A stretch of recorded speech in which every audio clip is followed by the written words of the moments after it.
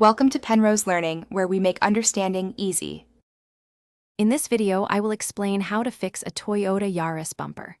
First, carefully assess the damage to determine if a simple repair is possible or if a full replacement is necessary. Small scuffs or minor cracks can often be mended with a specialized kit, saving you time and money. However, if you see large holes or significant structural damage, a new bumper might be the best and safest option for your vehicle. For minor damage, begin by thoroughly cleaning the affected area with a good degreaser to ensure proper adhesion. Next, apply your chosen plastic repair compound according to the product's specific instructions, allowing ample time for it to cure. Once dry, carefully sand the repaired section until it is perfectly smooth and flush with the surrounding bumper, ready for the next steps. Now it's time for painting.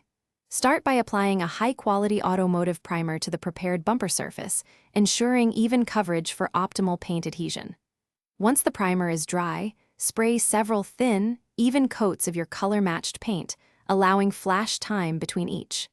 Finally, apply a clear coat to protect the paint and give your Yaris bumper a durable, professional-looking finish.